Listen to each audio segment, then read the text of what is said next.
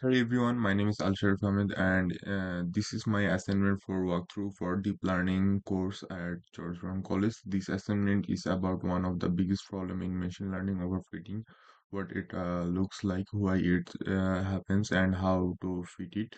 I'm going to show you the three models trained on the CIFAR 10 image dataset. Each one is better than the last and by the end you will clearly see why backed by graphs and real test set results. Section 1 is our imports.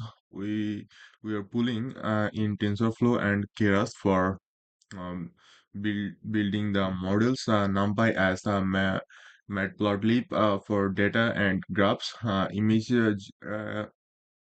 data generator for data argumentation, and regularizers module for L2.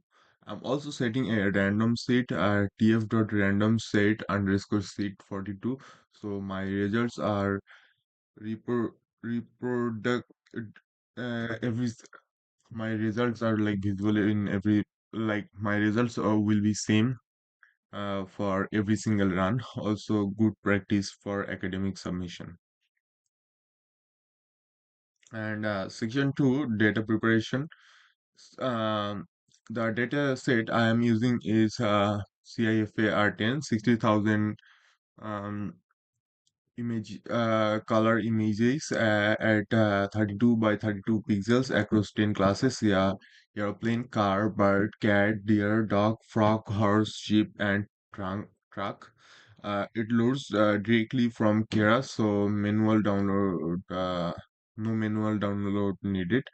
And I normalize pixel values from 0 to 255 down to 0 to 1 by dividing by 255. This gives the inputs on a consistent scale and helps the optimizer converse faster. So, and next is train validation test is split 40,000 images for train training, 10,000 images for validation used during training to detect overfitting. 10,000 test images help completely asset until final evaluation. The validation set is of what makes overfitting visible without it.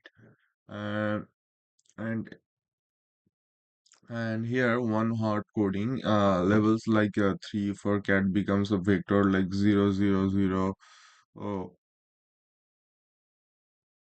1 0 0 0 0 0 0 required for categorical cross entropy loss. And here's what the data actually looks like: tiny 32 by 32 color images, low resolution, which makes this a great data set for demonstrating overfitting. And next section is over parameterized dense network.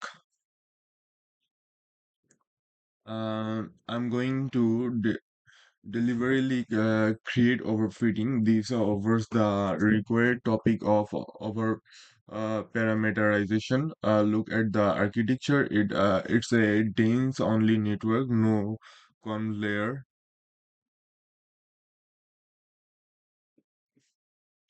with 2048, 1024, and 512 neurons stacked on top of each other. No neuralization, no dropout, no callbacks, nothing to stop it from memorizing the training data. And look at the parameter count, millions of wait for uh, images that are only 32 by 32 pixel. When a model has these many parameters, relatives of the data, it stops learning patterns and starts memorizing specific images. Every noise artifact, every pixels, that is over parameterization. And now let's see what this look like on a graph. So graph overfitting visualized. This is section 4, and Uh, this is the overfitting proof. Two graphs side by side. Left accuracy, right one is loss.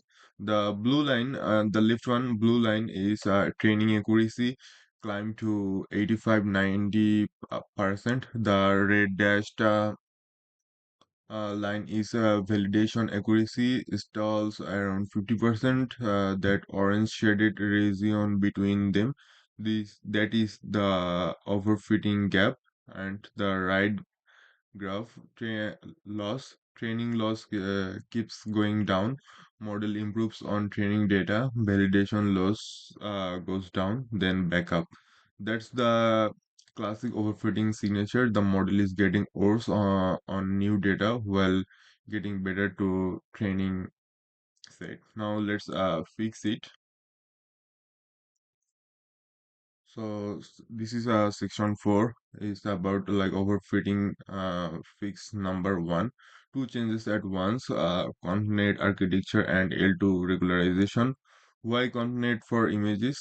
Dense layer contact every single pixels to every neuron, so millions of weights. Conc layers use small 3 by 3 filters that slide across the whole image. One filter reduce everywhere for fewer parameters, and the model learns spec spatial features, edges, textures, shapes, which is exactly what image classification needs.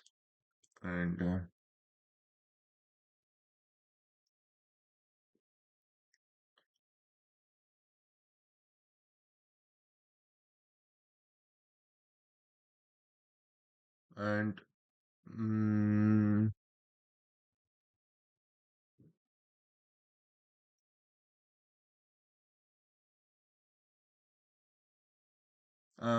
Now L2 regularization, see this parameter kernel regularization equals regularize 12 with lambda LE4.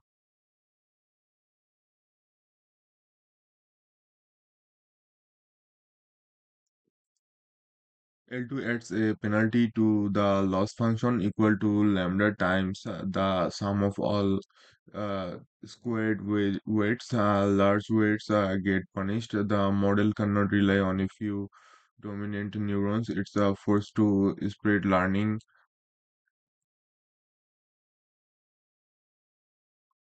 evenly, and that's what prevents overfitting. And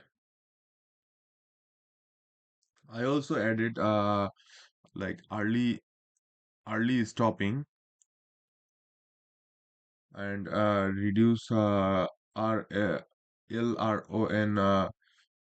line 2. Early stopping hurts training even when val loss stop improving, and reduce LR on plateau cuts the learning rates when stuck. Together they ensure the model trains for exactly the right number of epochs. And no more, no less. And look at these curves here in the graph.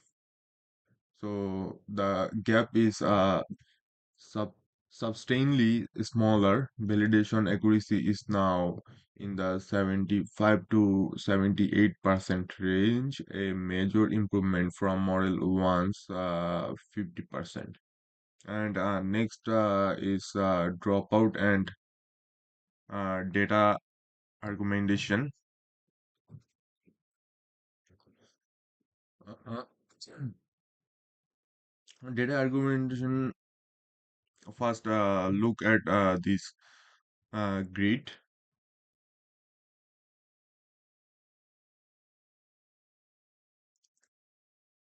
Same single image, 16 completely different version, random rotations, horizontal flips, small zoom and shifts. Every pose, the model sees a different variation of every training image. It physically cannot memorize specific pixels. The pixels keep changing. It has to learn the actual object shape and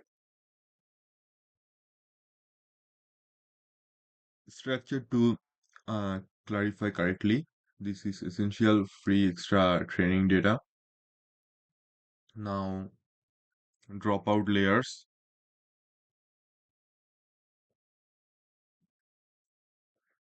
I have four dropout layers, 25%,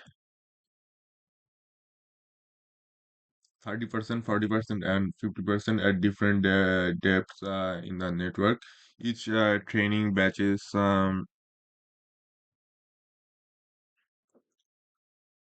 drop out randomly is zeros that functions to neurons outputs. Different neurons get drop out every single batch. This means no single neurons can become too powerful. The network has to learn multiple redundant representations for every features. Key points dropouts is only active during training.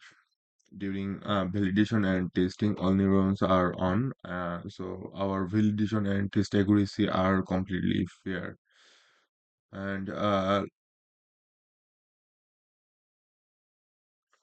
look at this curves compared to model 1 and model 2.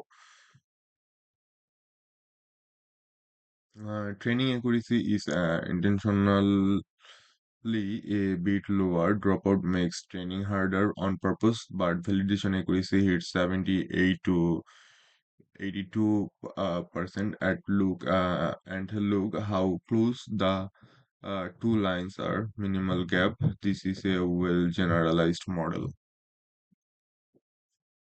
And next section, like comparing all three models. Section 7, the big comparison, six panels, all three models, accuracy row on top, loss row on bottom.